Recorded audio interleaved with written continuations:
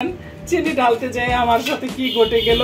এই যে আমি রান্না স্টার্ট করে দিলাম, আমার পিজা বানানো হয়ে গেছে। আসসালামু আলাইকুম। আপনাদেরকে তো প্রতিদিন আমি আমার রান্না বান্না, হান্ডি পাতিল ধোয়া এসব দেখাই রাত্রিবেলা, কারণ এখন আমি ঘুমাইতে আসছি। রাত্রিবেলা যদি আপনারা বিছানায় শুইতে আসেন তাহলে বিছানা ভালো করে ভারী দিয়ে ঝাড়ু দিবেন। বিছানার মধ্যে এক ধরনের পোকামাকড় থাকে, ওগুলা অনেক ক্ষতি করে। এখন রান্না করে আসলাম, রান্না করে যেগুলা প্লেট বাসন আছে এগুলো আমি এখন রাত্রের কাজ রাত্রি সেরে নিই।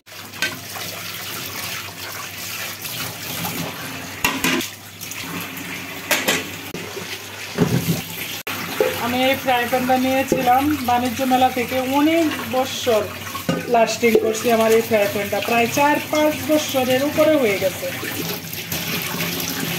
আর এই যে দেখেন ওই পাশে মেলা হয়েছিল, আজকে থেকে মেলা শেষ হয়ে গেছে, কিন্তু ওই যে ঝাড়বাতি জ্বলতেছে এটা এখনো খুলে নাই।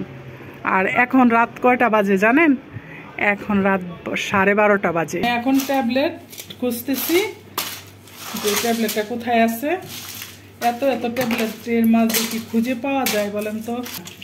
এই যে পেয়ে গেছি, সবগুলি ট্যাবলেট ওষুধের বক্সে রেখে দিচ্ছি। এই যে আমার সব ধোয়া টোয়া শেষ, ক্লিন একদম আমার বেসিং টেসিং। আসসালামু আলাইকুম। আমি প্রতিদিনের মতো আমি আমার ব্লগটি নিয়ে আসলাম আপনাদের মাঝে। এই যে আমি রান্নাঘরে আসলাম, রান্নাঘরে রান্না বসিয়ে আমি একটু বিনোদন দেওয়ার জন্য বারিন্দায় গিয়েছিলাম। সকালে উঠে আমি একটু খিচুড়ি বসিয়ে দিলাম, যে আমার খিচুড়িটা হয়েও গেছে। আমার ছেলেকে টিফিন দেওয়ার জন্য রেডি করতেছি, লাগছে পানি ভরতেছি।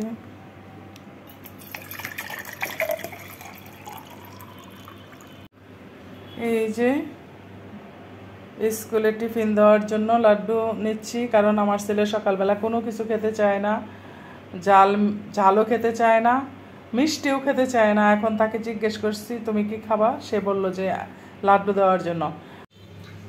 এই যে ছেলের জন্য একটু খিচুড়ি নিচ্ছি, এই যে অল্প একটু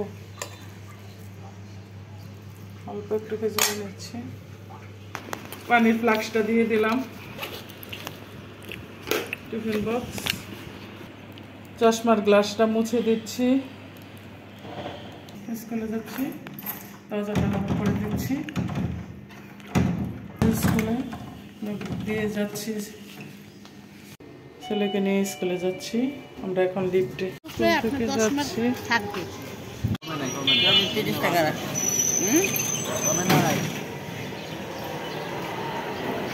সবকিছু সবজিরই অনেক দাম। এই যে আমি স্কুল থেকে চলে আসলাম, কিছু বাজার করে নিয়ে আসলাম, ধনিয়া পাতা আর মিষ্টি কুমড়া, মূলা শাক নিয়ে আসলাম বাজার থেকে, বলে বেছে নিচ্ছে। এখনো কোনো কিছু দাম কমে নাই, দেখছেন? এই কয়টা 20 টাকা নিয়েছে। এই যে আমার ধনিয়া পাতা বাছা শেষ। এখন কোনো সবজির দাম এখনো কমে নাই, সব কিছুর দাম বেশি। এই যে মিষ্টি কুমড়া, এটা অবশ্য আজকে রান্না করব না, রেখে দিচ্ছি ফ্রিজে, ভাজি করব, সাথে আলু দিব, পেঁয়াজ আলু করলা এখন আমি কেটে নিচ্ছি। এই যে আমি করলা আর আলু কেটে নিলাম, পেঁয়াজও কেটে নিলাম। এই যে করলাগুলি আমি ধুয়ে নিচ্ছি।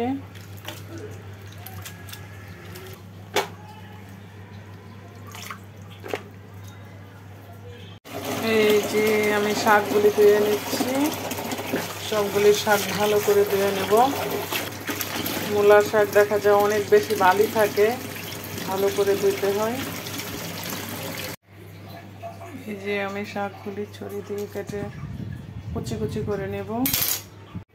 এই যে শাকগুলি আমি কেটে ফেললাম, মানে বেশি কুচি কুচি করিনি, কারণ এখন কচি শাক তো, এজন্য বেশি কুচি কুচি করিনি। এই যে আমি দুপুরে রান্না শুরু করে দিলাম, কারণ এখন 9টা 9:30টার মতো বাজে। গিয়েছি ছেলেকে স্কুলে দিয়ে আসছি, আবার যাই আনতে হবে, এই জন্য রান্নাটা আগে সেরে নিচ্ছি। এই যে রান্না শুরু করে দিলাম, কারণ ছেলেকে আনতে যাব। দিলাম এই যে করলা দিয়ে দেব চুলার মাঝে।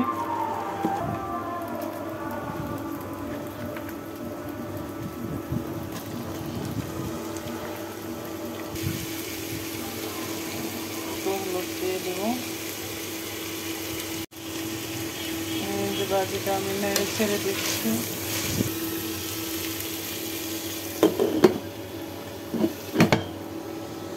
এই যে প্রতিদিনের মতো সকালবেলা কাজ, কারণ এইগুলা না করলেই নাই, সবই অগুছানো হয়ে থাকে।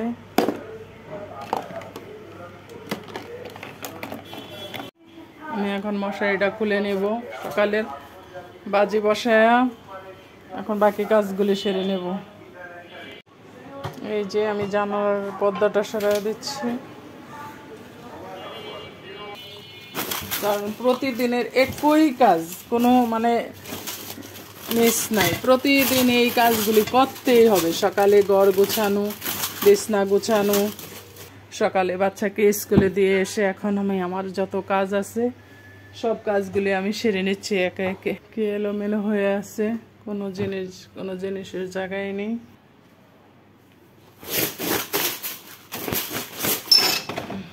এই যে এখনো মেঘলা, রৌদ্র উঠেছে অল্প অল্প। এখন দেখি কি অবস্থা বাজির।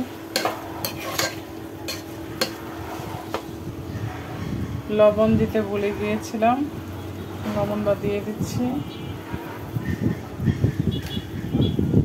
এই যে আমার বাজির ডোক সুন্দর হয়েছে, শাকটা দিয়ে দিচ্ছি। এই যে লবণটা দিয়ে দিচ্ছি শাকে পরিমাণ মতো, হয়ে গেছে। এখন নতুন শাক একদম মোমের মতো দেখা যাবে, সিদ্ধ হয়ে যাবে, নরম হয়ে যাবে। এই যে আমাদের ক্লাস ছুটি হয়ে যাচ্ছে। এই যে আমরা স্কুল থেকে চলে আসলাম ছেলেকে নিয়ে। এই যে এখন আমি বাসায় ঢুকবো। সকালে খিচুড়ি নাস্তা করেছিলাম, আমার ছেলেকে গরম করে দিচ্ছি, একটা ডিম আর খিচুড়ি। দুপুরে রান্না বান্না শেষ করে এখন বাকি যে কাজগুলো ছিল এগুলো আমি ধুয়ে নিচ্ছি। রান্না বান্নার শেষে, রান্না বান্নার আগে যে টুকিটাকি জিনিসগুলি থাকে আমি সাথে সাথে ধুয়ে ফেলি। আমি কোনো জিনিস একসাথে জমায়া রাখি না। আমি আজকে পিৎজা বানাবো, কারণ আমার ছেলে মেয়ে দুইজনেই পিৎজা খুবই পছন্দ করে। এখন তারা স্কুল থেকে এসে বলতেছে, আম্মু তুমি ওদিনকার যে পিৎজা বানাইছিলা সেই পিৎজাটা অনেক ভালো হয়েছিল, আজকে 2টা পিৎজা বানায় খাওয়াবো আমাকে। আমি পিৎজার জন্য পানি নিলাম, পানিটা মানে হালকা কুসুম গরম করে নিলাম। কিন্তু এই যে বিকালবেলা রাস্তাঘাট দেখেন কত মানুষ আসা যাওয়া করতেছে। আমি পিৎজা বানানোর ডো রেখে আমি আপনাদেরকে বিকালবেলার ওয়েদারটা দেখাইতে আসছি। চিনি আর ইস্ট একসাথে মিশিয়ে আমি রেস্টে রেখে দিছি। এই যে ডেকে আমি 10 মিনিটের মতো রেখে দিলাম। মানে 2 দিন আগে আনছে, ঢালবো করে আর ঢালা হচ্ছে না। চিনিটা ঢেলে নিচ্ছি আমি।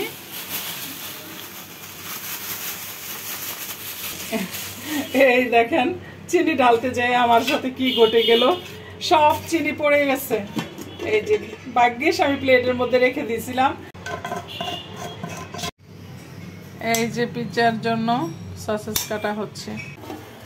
আলহামদুলিল্লাহ, কি সুন্দর, মানে ইস্ট ভিজিয়ে রাখছিলাম একদম ফুলে, তেল হাতে লাগিয়ে এটাকে উপরে একটু মেখে নিলাম। এই প্লেটটা দিয়ে ঢেকে রাখবো। পেস্টটা কেটে নিচ্ছি চাক করে, বেশি না দিলেও চলে, হালকা পাতলা আর কি, একটু ডেকোরেশনের জন্য।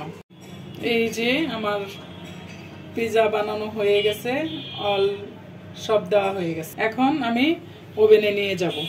আজকের ব্লগটি এই পর্যন্তই। আল্লাহ হাফেজ।